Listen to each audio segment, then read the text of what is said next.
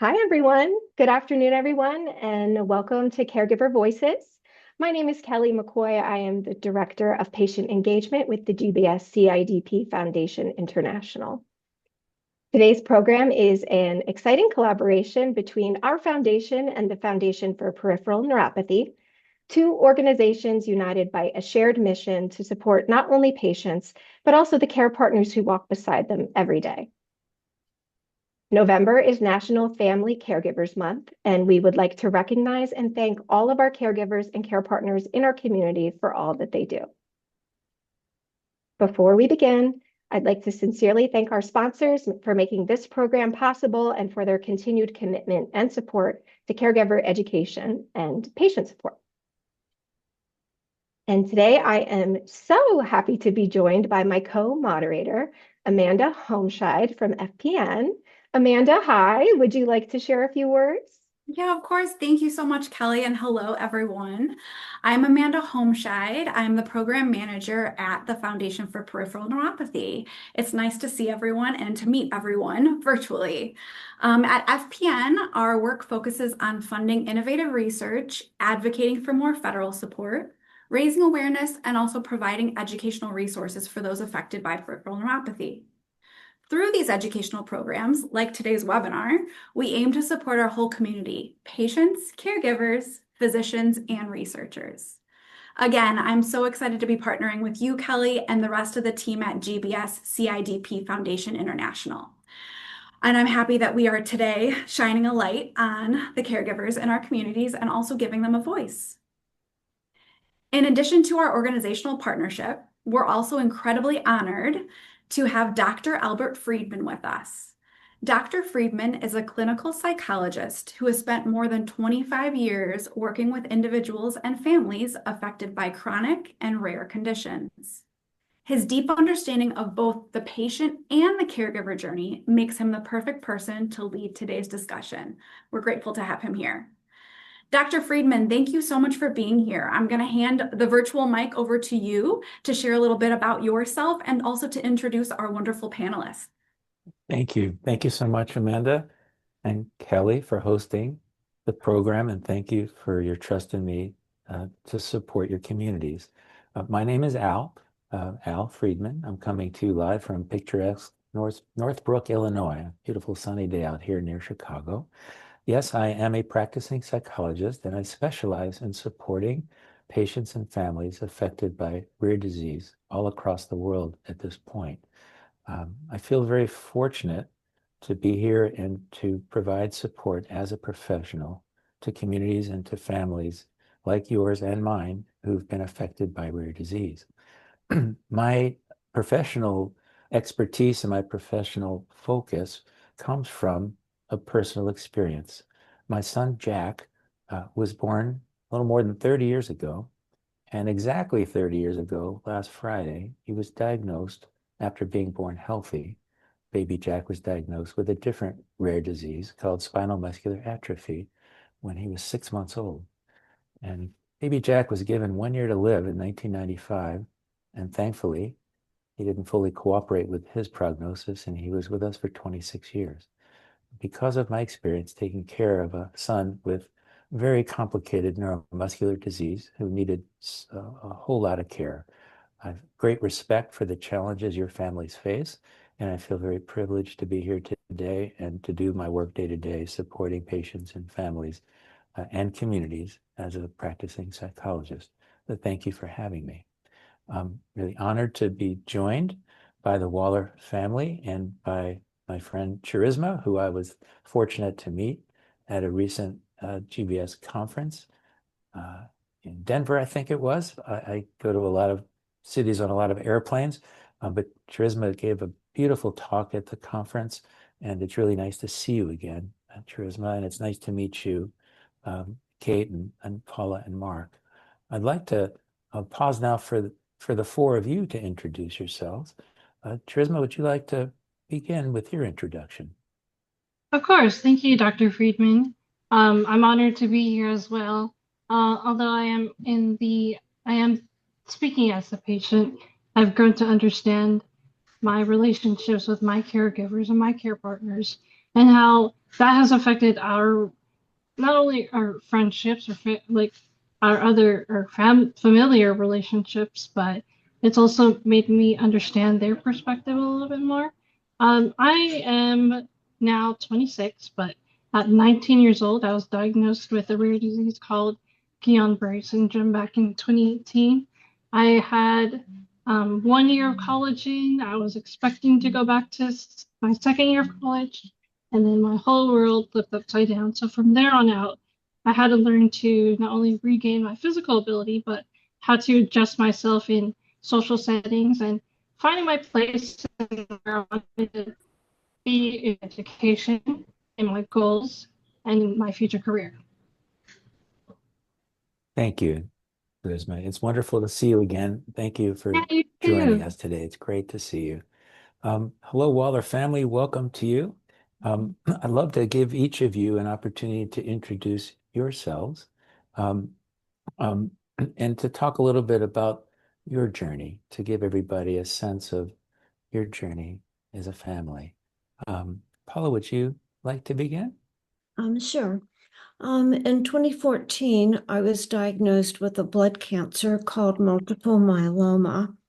Although I was aware from the very beginning that the medications used to treat myeloma are notorious for causing peripheral neuropathy, I, for some reason, didn't think it would happen to me. I was stunned, though, when after my very first treatment, I experienced some discomfort, some numbness, and some tingling. However, it was pretty minor.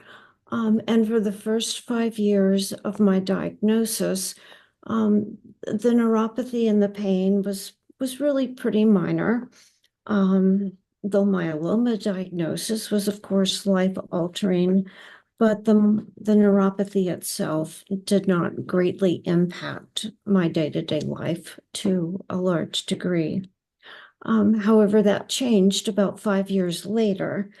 I suddenly developed pretty severe pain and some other symptoms that we later learned were caused by dysautonomia.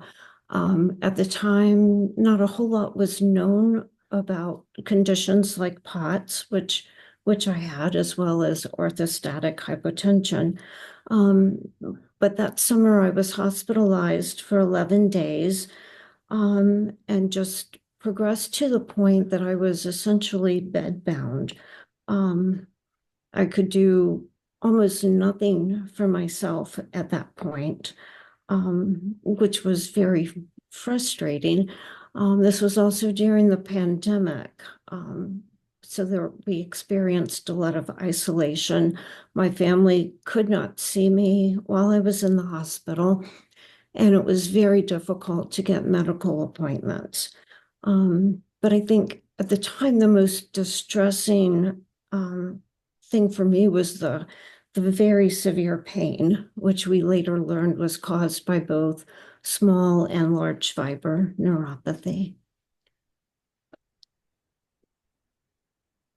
Paula, it's a pleasure to meet you. You've had quite a challenging journey, and we appreciate you joining us today. Thanks for sharing. Mark, tell us a little bit about what this experience has meant for you and your role. Well, first of all, hello from Virginia, and thank you for having us. I'm the husband, the third part of this team. I'm 75 this year. I worked until I was about 70 in a design consulting practice. A lot of the reason for working so long was keeping our medical benefits because of all we've gone through the last 11 years. So I worked full-time up to about 2020. So life has changed. Paula is in remission, which to me is the most important thing. And it justifies all that we've been through, the hundreds of appointments and thousands of miles. Sometimes I'm just referred to as the driver. So that's my part of the story for this question. he actually does much more than drive. Well, that's good. That's good to know. That's good to know, Paula. And thank you, Mark, for joining us today. You're doing much more than driving by being here and talking about all this. Thank you. Kate, it's a pleasure to meet you too. Tell us about your role with your mom and her care and what's led you to join us today, your perspective. Sure. I think my role has looked different at different times, depending on what's needed. When mom was in the hospital, it was pretty intense. Other times it's been pretty minimal. I think through all of it, one thing has been attending appointments that are important ones and taking notes. We found that's been helpful just to be able to go back and refer back to notes and things like that. So, and why I joined, and I think why we all joined, was just hoping to be an encouragement.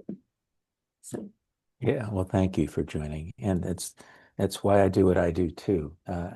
Having been a caregiver in a complicated medical adventure for 26 years, it's an experience in rare disease that most people have a hard time relating to, and when we're in the situation for the first time. When we're new at it, it's very overwhelming and very scary. So I remember those early days with my son, and I feel like it's our obligation to do what we can to support each other and to lift each other up and to encourage others. So thank you, Kate, for helping us to encourage others who find themselves in these challenging situations with their family members. Amanda, Okay. Kelly, you want to take Yes. it from here? We're happy to. And thank you all so much. Thank you, Dr. Al. Thank you, everyone. Thank you to our panelists for today for your openness and your vulnerability. You are absolutely shining a light on the importance of being a care partner and how that relationship can evolve with the patient. I do want to ask a few questions. I would like to take it back and learn a little bit more about your shared experience and when everything felt like it changed. So going all the way back to the beginning, which you have touched on, but digging a little deeper. Can you share the moment when everything really changed for you, when it first sunk in that this was serious? Who would you like to start? You could just jump. Why don't you start? You could just jump in if you'd like. Okay, I'll share. For me, the first sign that something really was wrong was when I developed severe pain while walking. As a family, we had enjoyed hiking, walking. The year before, I had decided to take up running and had participated in a couple of 5Ks and was hoping to do more of that. That was in 2019. With my daughter coaching, I started a new running program and suddenly found that I just couldn't run anymore. Every time I tried, I passed out. Walking became very difficult. It felt like I had very sharp pebbles in my shoes. I would even stop and look inside my shoes, and there was nothing there. And then the next sign, which happened soon after, was finding that I could no longer turn pages in a book. And not being able to read was for me a big loss. But my fingertips were completely numb, and it felt like the palms of my hands had been scraped raw. This was just a big departure from what I had been feeling even a month prior. Thank you for sharing, Mrs. Waller. For me, I was also a year ahead. I was 2018, but the onset of my symptoms began actually when I got off the airplane. I was flying back home from Hawaii, spent the summer in Hawaii with my aunt, and prepared to get ready for work, for school, to start my second year of college over at University of California, Irvine. I was feeling lightheaded at first, but then I started feeling more than just what a regular nausea feeling would feel like to me. So I took a nap. I wanted to sleep it off. I feel like, I was so tired from traveling that sleeping would help me regain all my energy back and I could feel like I could jump back to feeling normal again. When I woke up, the lower left side of my face was paralyzed. It drooped. My mom, she is also a registered nurse. I asked her, is there something wrong with me? Should I take like time to go to the ER?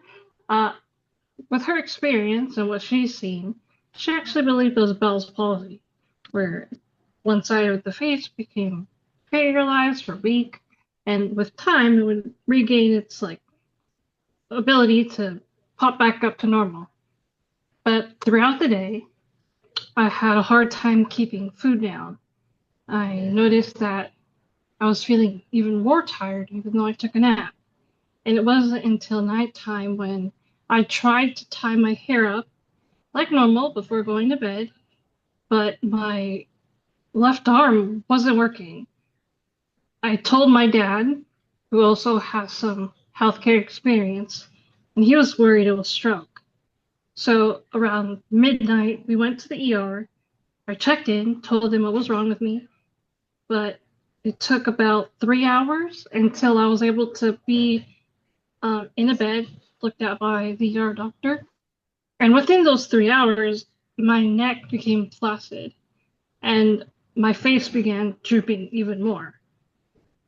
When the doctor finally checked me out, he thought it was stroke too. So I was sitting there Googling stroke symptoms, what it would look like in a young person, how long it would take to recover. But it wasn't until 3 o'clock when I was admitted, checked in, I finally saw the neurologist and he told me it was Guillain-Barré syndrome. There wasn't a cure, it would just be treating the symptoms, which would progressively get worse from where I was at that point. I began losing the ability to even lift my right arm. I couldn't even swallow my food. I remember my dad, he got Panda Express for me because that was my favorite, and he felt bad that I was in the hospital, and they had to feed it to me, and I almost choked on the orange chicken. I even had a hard time lifting my head up by myself. And I remember this specific moment where I was getting assistance from my mom and my younger sister to go to the bathroom. And I looked at myself in the mirror for the first time, and I couldn't recognize myself. Not only half of my face was paralyzed, but it was the situation that I was in. Before I was in marching band, I played the trombone. I used to play volleyball. I was in choir. I was so active. I had all these aspects to my life, and also to account for my age. I was young. All this was new. I didn't know what was happening. I've never heard of Guillain-Barré syndrome before. But from there on out, that's when the beginning process of treating the symptoms started to turn over. I had to get the trach in because my diaphragm became paralyzed. I had to get a G-tube in because I couldn't eat. And from there on out, my life changed. But luckily, I had a great support system with my family. My mom stayed with me every day when I was in the hospital, and that was 6 months. She ended up quitting her job just to take care of me because I was so anxious being left alone. My older sister was completing college, and she was in her final year before getting her bachelor's. So she drove from Cal State Fullerton all the way to the heart of Los Angeles. In LA, the traffic is crazy. And I felt bad for her because she was balancing school and her internship, and now watching her younger sister kind of get worse before her eyes. That in turn planted really deep guilt. And I still work through that guilt every day, but it's not something that you can't really change as the patient. But I know that my family loves me so much so that they wouldn't want me to feel that guilt. It just comes with how everything played out. I don't think they know that guilt can change. It can, but it doesn't mean that it will go away forever. It's thank you. Thank you both for sharing your stories about when everything changed. As a psychologist, I can tell you that when I meet with patients for the first time, especially who are new with their rare disease, we all have that story of the day or the period of time when everything changed. I mentioned my son's diagnosis. That was a day 30 years ago, last Friday, that's kind of burned into my soul. For families like ours, and the families I serve, it's a very traumatic experience and a very overwhelming and very disorienting experience psychologically, because we have the life that happened, our life up to that day or that time, and then the life that follows is very different than the life that preceded it, like two different worlds that, as a dad, that I lived in. And as a psychologist, I'm often asked, Dr. Al, is it normal that I blank? Is it normal that I can't sleep at night, or that I'm crying all the time, or that I'm scared about the future, or that I'm scared something else bad could happen because this diagnosis happened? And I want to reassure you and everyone who's listening that the answer to that question, is this normal, is yes, 98% of the time. These are normal symptoms in response to a very unusual situation. Oftentimes I'm reassuring others that no, you're not crazy. The situation's crazy. And I myself wondered if I was crazy with some of the thoughts that were going through my head when our baby was diagnosed. These are hard stories to share, but important for others to know that we all share these challenges when we're faced with such an unusual set of conditions that most people don't need to face. And thank you, Trisma, for sharing, how that felt for you emotionally and mentally, and, the guilt that you felt. Thank you for sharing that so much. Paula, I was curious if you would be interested in sharing how that you shared with us your physical symptoms, but what about how you were feeling mentally in that time? Very frustrated, confused. I felt like my body had betrayed me. I was also dealing with guilt. So yeah.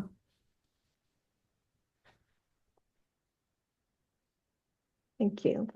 Hey, yes, thank you, Trisma and Paula, for sharing.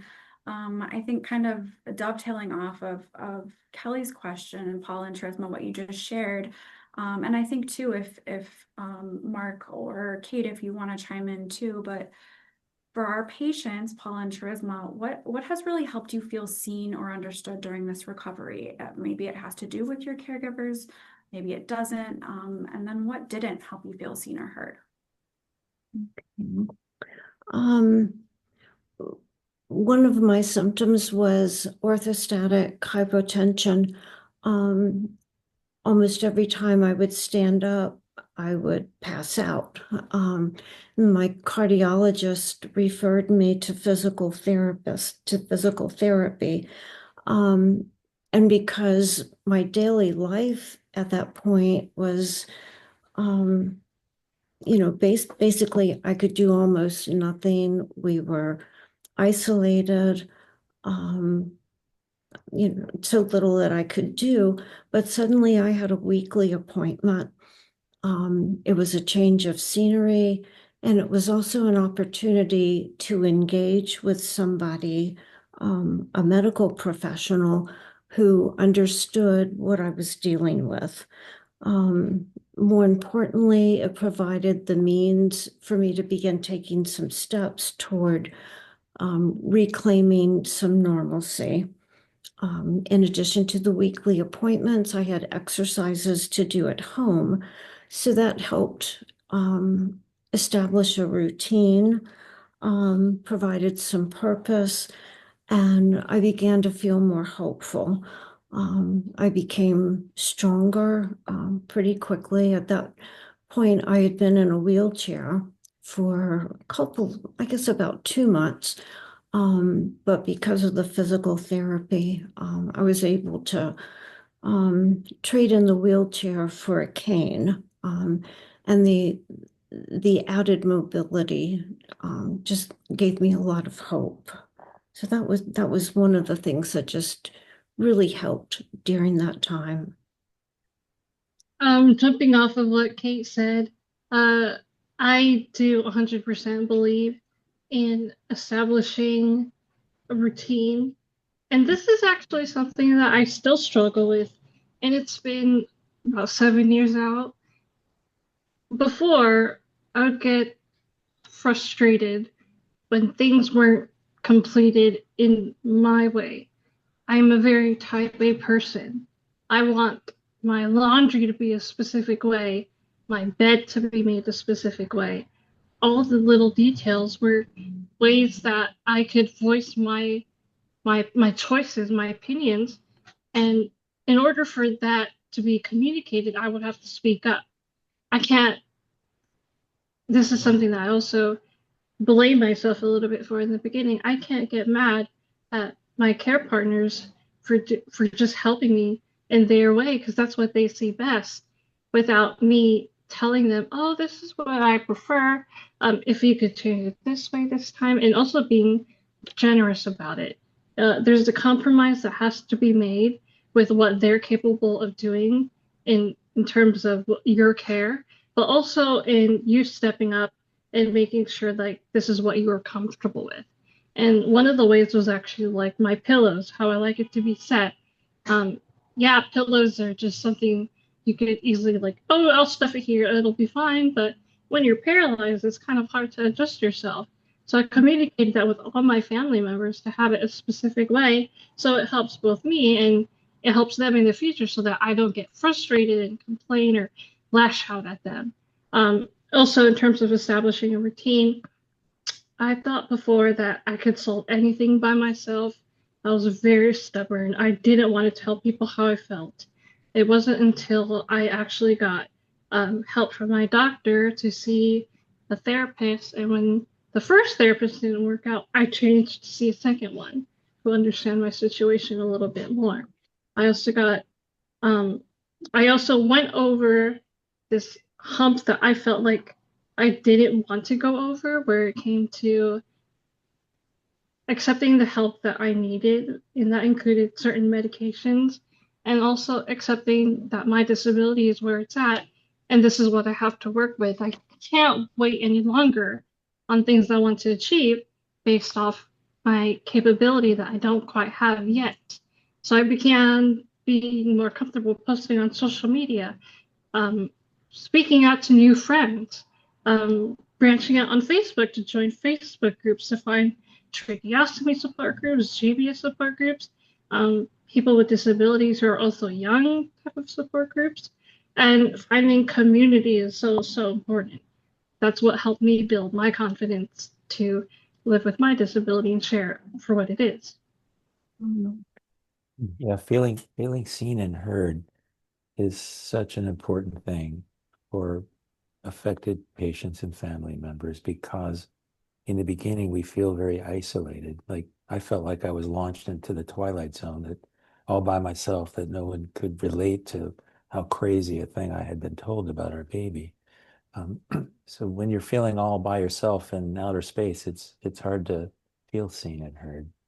Um, and all the things you both just discussed, and what you just said now, Charisma, about first being seen and heard by your caregivers within your own family, by doctors. We all have to interact with the healthcare system all of a sudden, a whole lot, by our community, our local communities, people we work with, people in our neighborhood, people we go to school with, our faith communities. There are a lot of different types of communities who can help us if we explain what they can do to help us in this unusual situation. And then we find our rare disease community, which you're all a part of. That's why we're all here today. And for me, my rare disease community is like another extension of my family 30 years later. So all of our lives we're surrounded by other people who have different roles in our lives, and to feel seen and heard by them is critical for us to stay connected and to stay healthy. Yeah, absolutely. Thank you all, and thank you for that feedback in there too, Dr. Al. Kind of continuing with that and thinking about the importance of feeling seen or understood, and It could be something like you said, Paula, going from a wheelchair to a cane and helping that. Charisma, I loved your example of the pillows. It's the little things that can happen.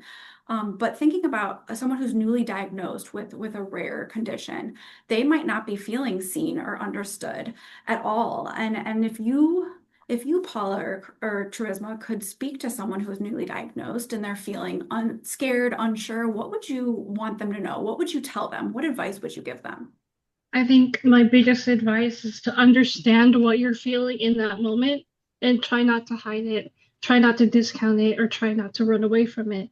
You're feeling mad, you're feeling frustrated, you're feeling upset. That's okay. It's 100% normal, especially in our situation.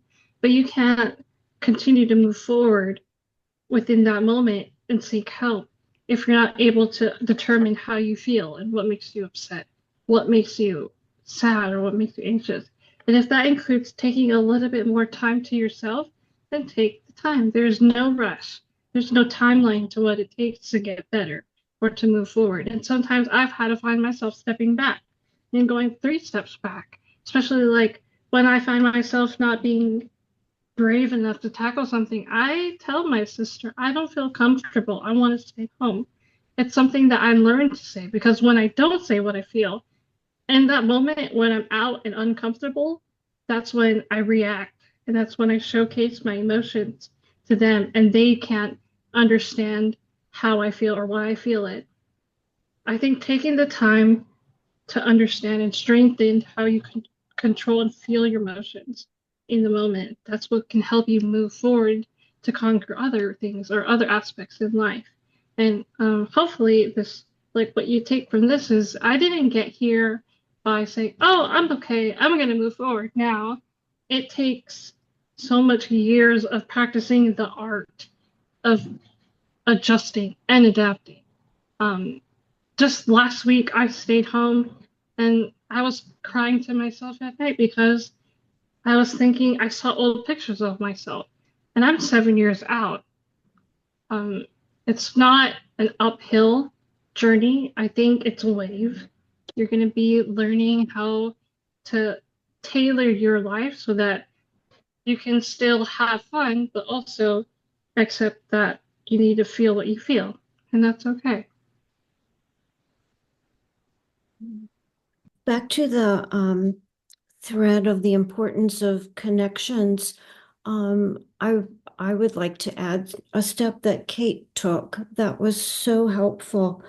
I think we were all 3 feeling pretty distraught and a little bit hopeless. And Kate decided to reach out to the Foundation for Peripheral Neuropathy. And we were just astounded at the response that, we got. I had been, for a few years at that point, a coach for myeloma patients.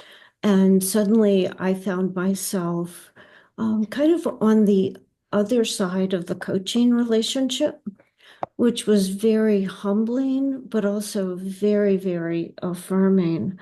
And I would love for Kate just to touch on that a little bit. She's the one who reached out and made the contact. Yeah. We looked for the closest, I guess, local support group, and I wrote to the leaders and just kind of explained the situation and just asked if any members with a similar situation would be willing to talk with us. And quite a few people did reach back out. One woman in particular, I remember called and just took the time to share her story and some helpful advice and things. Another person reached out and emailed Mom and I back and forth quite a bit. And then later on we Zoomed and learned a lot of his story. Yeah, I think he's a researcher and Mom has done a lot of writing and research for work. So they were kind of on the same wavelength. But yeah, we've stayed in touch off and on, sharing information. But I think it was just really reassuring to meet some other people in the same situation after it feeling really isolated. Yeah, suddenly we were not alone with what we were experiencing. And that Also, felt oh, sorry, I'd like to add into what Kate said. I can't speak for my mom or my sisters or my dad even, who take care of me, but going back to what I said with communicating how you feel and feeling your feelings, I think it also includes those who take care of the patients or the people who are, who need a little bit more assistance. My mom, she was so devoted to taking care of me. She even quit her job. She took time to move like a pull-out bed to sleep next to me every night. But of course, she's going to get caregiver burnout, or she's going to find herself feeling low because her outside world is now no longer just her, it's her and me. I think it's important that care partners or caregivers that they find their community as well, or they speak about their situation. The GBS symposium that was this year, when my mom came with me, oh my gosh, she like lit up. She found a community to speak about her experience and what her perspective it was when she saw me in the hospital bed. And she had so much fun in that symposium, meeting other people, meeting other patients, and meeting other family members that she's excited to go the next time. And I think it's so important for care partners to also build their community as well. Absolutely. And having been one of those care partners, that's exactly the experience I had when my son was young. That you start, whether you're the patient or the caregiver, feeling overwhelmed, scared, isolated. It's traumatic to get a diagnosis, to find ourselves in this club we didn't choose to join. And then once we get our feet under us, we're living with a lot of uncertainty. All of my clients across the world who are faced with whatever the rare disease is are faced with a lot of uncertainty. And Paula, you mentioned where you found hope initially. You found a little bit of hope when you made that contact with your community, this community. Same for me, and same for all the families that I support, by finding people who've been on a similar journey, this very unusual journey that we're on, who you find are living their lives with grace and dignity and moving forward. These folks become our role models. And we then have the hope, well, if other people can do this, maybe I can too. That was how I felt when I went to my first conference with my people, as Trisma was describing her family. That hope, it's like a flame is lit for most people. It was for me when we had that hope through the role models we meet in our community. And then we join the community and the community strengthens us. And I see everywhere I go around the country, people lifting each other up, helping each other. Everybody's nice to each other within our rare disease communities and comfort each other. And that's true for patients and it's true for caregivers. So your experience that you both described is very similar to my own and the dozens of people that I work with every day being Dr. Out. Important. And that's one of the things I would recommend to a newly diagnosed patient, would be to look for those kinds of connections. But along the way, I received some really helpful advice that I think I would share. One of my doctors who was treating me for pain talked a bit about avoiding catastrophizing, not expecting the worst. And this was something that, I really had to work on. But as I did, I was able to make a cognitive shift of sorts and begin focusing on things I could do rather than the things I couldn't do. Another thing that really helped me that I would recommend to others is recognizing that depression is real and that grieving may very well be part of the process that we're all on, maybe not for everybody. But for me, it was. And I think grieving the loss of abilities, the loss of health, the loss of certain plans and dreams, those are all things I think that are worth grieving. And that it's okay to do so, but it's also very much okay to get help, like the kind of help I'm sure you provide. I did that twice. saw a counselor once, a psychologist another time, and it was so helpful. I would definitely suggest that to other patients, as well as seeking out things like physical therapy, occupational therapy. But getting emotional help is equally important. Especially for the newly diagnosed. When my baby was diagnosed, I was just coming out of my training to become a psychologist, and I needed one very quickly. And early on, that support, that professional support, was very helpful to me in getting my feet under me too. Thank you for that, Paula. Yes, thank you so much to Paula and Charisma for your words of wisdom to patients going through similar experiences. And I would like to ask the same of the caregivers on this call. Caregiving often comes with an invisible weight. And what did that look like for you emotionally? And also, how do you balance caring for your loved one, but also caring for yourself without allowing that all to fall apart? I think it's important for those listening, for caregivers who don't necessarily join an organization or get professional help, just to analyze friendships, people around you. To go back a question or two, we had kind of two major shifts, and the first was April Fool's Day, 2014, when we got the cancer diagnosis. And since that point, 2019 would have been the other turning point, when Paula's life changed, when she could do less, when I had to modify the house and build ramps and put in handicap rails to make life easier for her. But to go back to friendships, I found that in those first 5 or 6 years, a lot of people fell by the wayside. And I think it was the word cancer. Some people just couldn't deal with it. When we got into the other situations with POTS and with neuropathy, most people didn't understand. Even if you sent them articles, if you sat down with them, they didn't understand. But that's not important. The important thing is that you have a couple of friends that are willing to support you. You can sit and have a drink, you can have a campfire, you can meet for coffee. A lot of that changed with COVID for us, which made it even more difficult. But I have 3 or 4 friends that have hung in there for 11 years, and that has made the difference for me. So.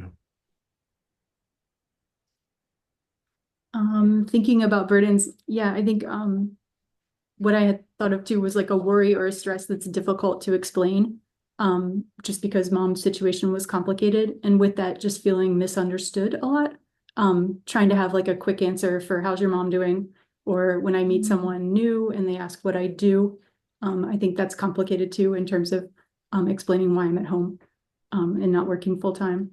I think that along with busyness, just feeling isolated, and then sometimes just exhausted would be another burden, just either emotionally or just physically from being busy. But I think our family's been really good about caring for each other and realizing that we all need to be well to be able to take care of each other well. For me, that's meant my parents are really good about helping me get out for a walk every day. That's been just a really good break. So things like that, or yeah, so I just feel like we've looked out for each other in that way, and we're caregivers for each other.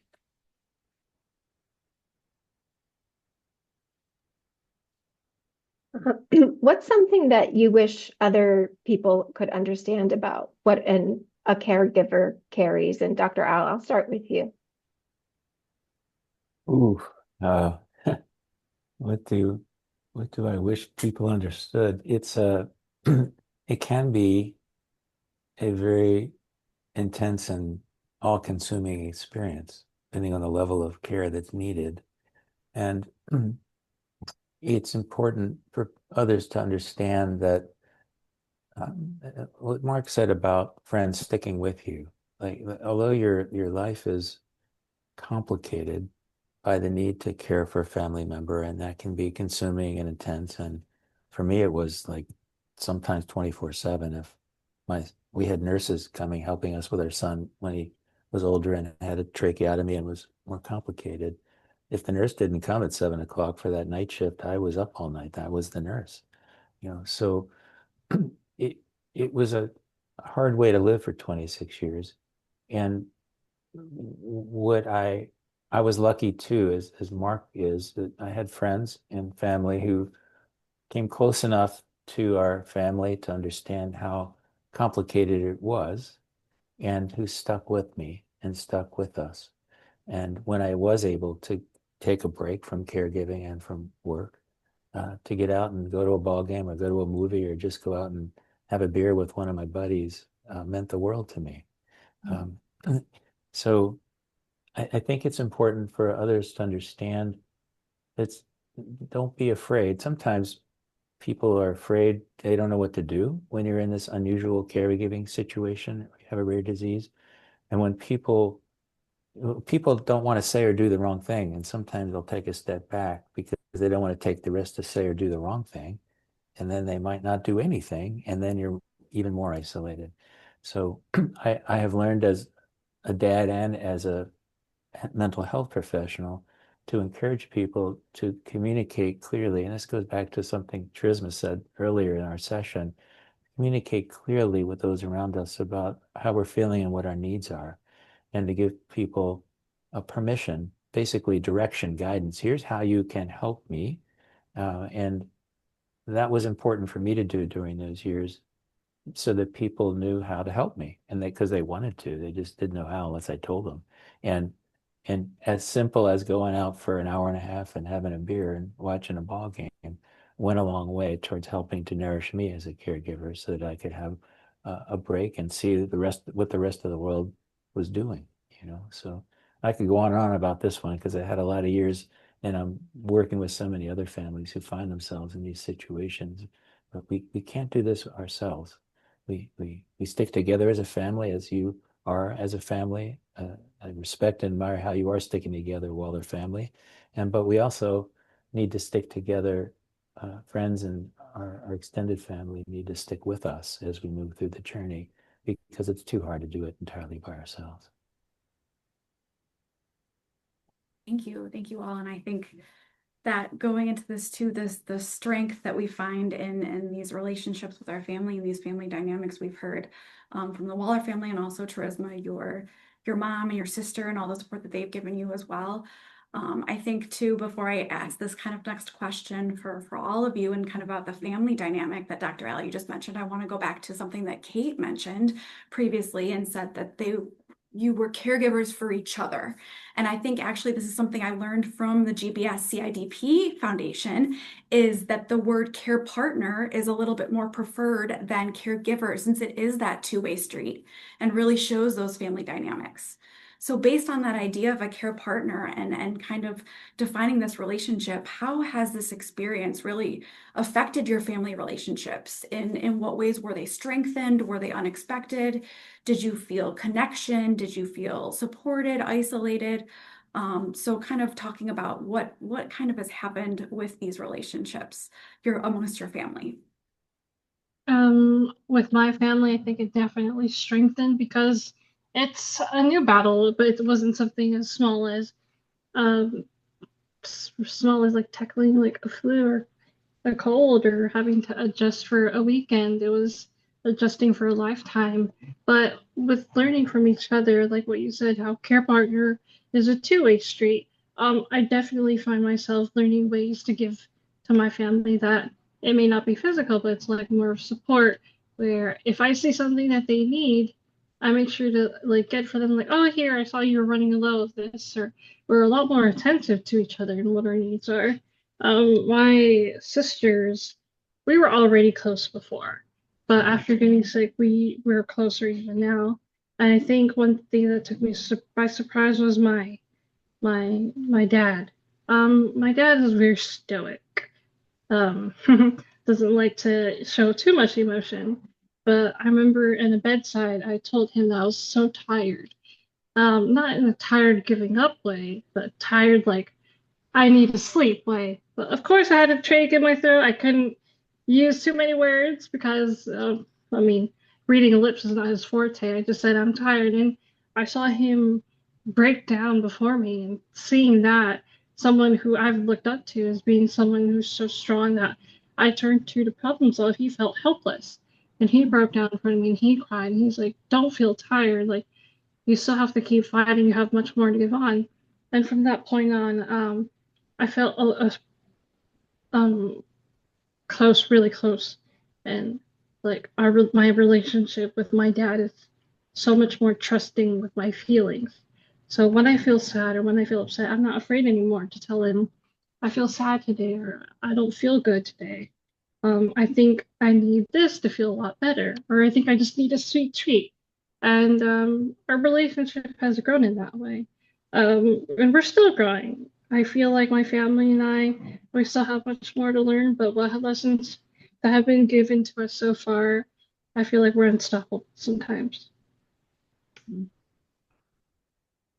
I think care partner is a great term. I think we've all had trouble with caregiver over the years.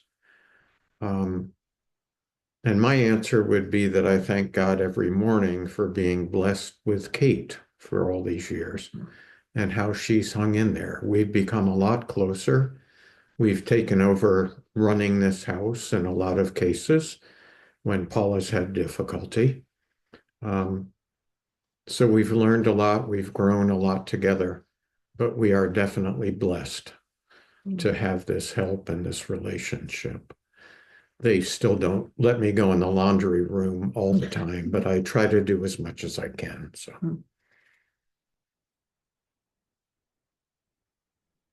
I think our family has been just really blessed in terms of we were already close.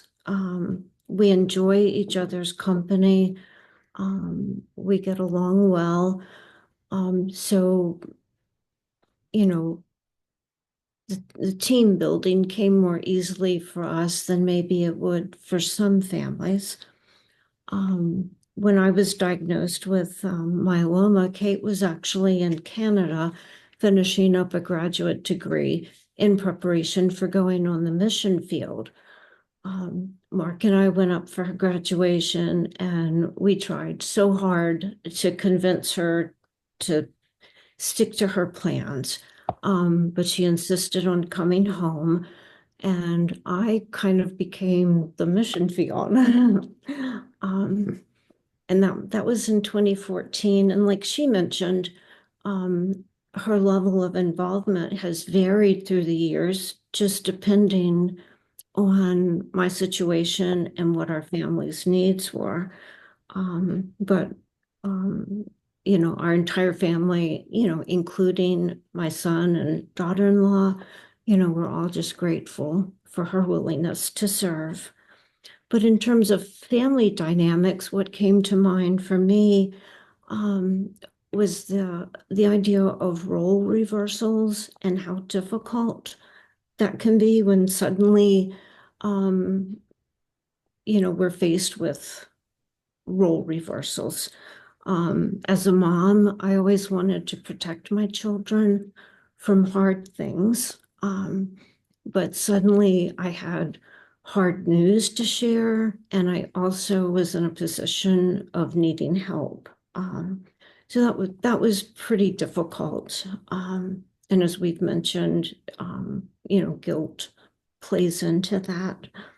But even when my symptoms were at their worst, I wanted to meet what I thought were my responsibilities as a mom. And I was really frustrated at times that I couldn't do so. Adjusting holiday traditions was especially hard. And that took a lot of really honest communication, prioritizing, and on my part, a lot of flexibility. And I think COVID has made it all that much more difficult for us considering Paula's immune system, lack of immune system. It's really made things more difficult, and I don't see that changing much anymore. We're still being extremely careful. So. Thank you all. And we are approaching the top of the hour, but before we wrap the program, I wanted to ask one final question of all of our participants, and that is, where do you find hope today for yourselves, for your family? Where do you kind of draw that strength from?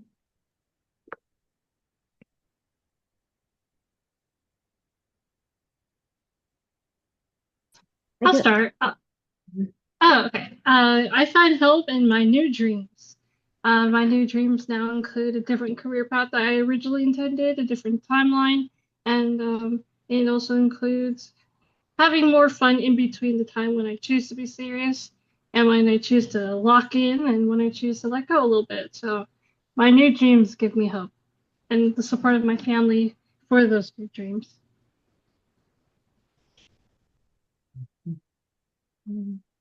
I would say that I find hope in the things that I associate with healing.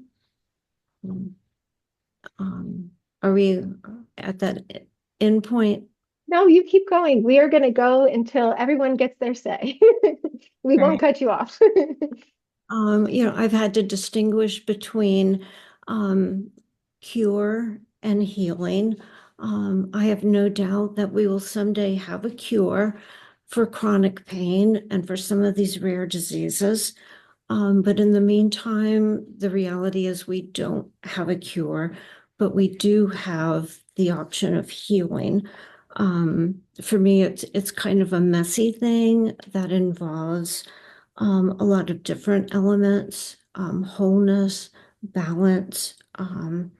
It's meant pushing away some of the negative things like guilt and shame and fear, and instead allowing self-compassion and gratitude to fill that space. It's meant learning new skills, especially in the area of pain management, practicing self-care, developing healthy routines. And the other area where I think the three of us would agree is we find a lot of hope through our faith. And thank you for all that. I find hope in first the children who are walking, who have the condition my son had, because of the advances in science and research and treatments being available. I find hope everywhere I go in the country when I see families like yours and mine connected with each other and lifting each other up in support of each other. And I find hope finally because of the people who choose to help us, meaning we don't choose to be in this club. This is a club none of us choose to join. But everywhere I go, I meet people like doctors and nurses and people like you, Kelly, and Amanda, scientists, researchers, people who fix wheelchairs.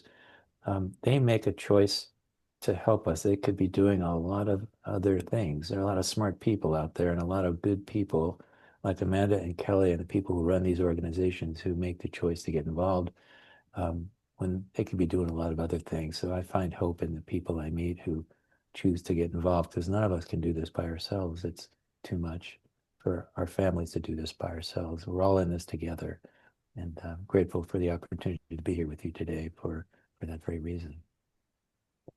Wonderful. Thank you all for sharing that last question. I'm sure GBS-CIDP and also FPN, we love to kind of end on that high note with the inspiring hope and takeaways for this. So Dr. Freedman, thank you. Your unique perspective on both being a caregiver and your psychology background, very unique and appreciated. Charisma, Paula, Mark, Kate, thank you for your honesty, your heart. You really were really transparent with us today and vulnerable. And I know we appreciate that. I'm sure our viewers appreciate that. I can't even think about at home how many people are watching this and probably really resonating with it and kind of feeling that heart you shared. and you've given our community so much to reflect on. So to everyone listening, please, please remember that you're not alone in this journey. And I think this webinar, this panel discussion was just a small little corner of that, and what's out there. Our foundations are here to support you in every step of the way, and also to our caregivers, specifically celebrating National Caregiver Month. I hope that this month of November, you guys feel supported, but also always feel supported, and not even caregivers, but care partners, as we've determined that phrase. And thank you, Amanda, so much for co-moderating with me. Thank you to FPN for their collaboration on this event. Thank you to all of our panelists. We will send a follow-up email with some helpful resources and links and the copy of this event recording after this concludes. But on behalf of GBS-CIDP Foundation International and the Foundation for Peripheral Neuropathy, thank you for joining us and for all that you do as caregivers. Please feel free to reach out to us. It is what you deserve. And take good care, everyone. Thank you. Thank you, everyone. Thank you. Thank you. Thank you. Thank you. Bye-bye. Bye-bye.